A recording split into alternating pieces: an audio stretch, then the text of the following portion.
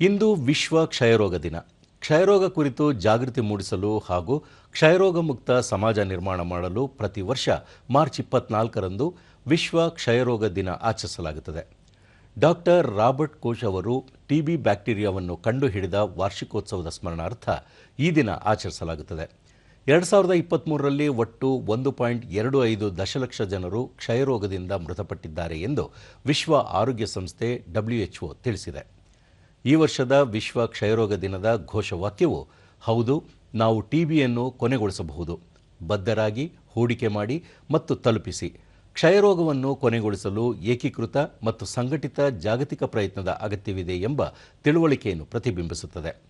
ವಿಶ್ವ ಕ್ಷಯರೋಗ ದಿನದ ಮುನ್ನಾ ದಿನ ಸಂದೇಶ ನೀಡಿರುವ ರಾಷ್ಟ್ರಪತಿ ದ್ರೌಪದಿ ಮುರ್ಮು, ಸಾರ್ವಜನಿಕ ಭಾಗವಹಿಸುವಿಕೆಯ ಮೂಲಕ ಜಾಗೃತಿ ಮೂಡಿಸಲು ಆರೋಗ್ಯ ಮತ್ತು ಕುಟುಂಬ ಕಲ್ಯಾಣ ಸಚಿವಾಲಯದ ಆಶ್ರಯದಲ್ಲಿ ರಾಷ್ಟ್ರೀಯ ಕ್ಷಯರೋಗ ನಿರ್ಮೂಲನಾ ಕಾರ್ಯಕ್ರಮ ನಡೆಸುವ ರಾಷ್ಟ್ರೀಯ ಅಭಿಯಾನವನ್ನು ನಾನು ಶ್ಲಾಘಿಸುತ್ತೇನೆ.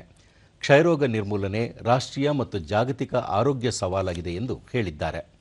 ಈ ಸಾಂಕ್ರಾಮಿಕ ರೋಗವು ವಿಶ್ವಾದ್ಯಂತ ಲಕ್ಷಾಂತರ ಜನರ ಮೇಲೆ ಸಾಮಾಜಿಕ ಹಾಗೂ ಆರ್ಥಿಕವಾಗಿ ಪರಿಣಾಮ ಬೀರಿದೆ.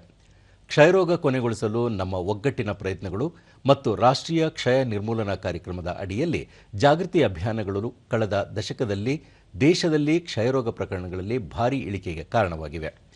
ರಾಷ್ಟ್ರೀಯ ಕ್ಷಯರೋಗ ನಿರ್ಮೂಲನಾ ಕಾರ್ಯಕ್ರಮದ ಈ ಗಮನಾರ್ಹ ಸಾಧನೆಯನ್ನು ನಾನು ಶ್ಲಾಘಿಸುತ್ತೇನೆ. ಒಟ್ಟಾರೆ ಭಾರತವನ್ನು ಕ್ಷಯರೋಗ ಮುಕ್ತವಾಗಿಸಲು ಆಗ್ರಹಿಸುತ್ತೇನೆ ಎಂದು ಅವರು ತಿಳಿಸಿದ್ದಾರೆ.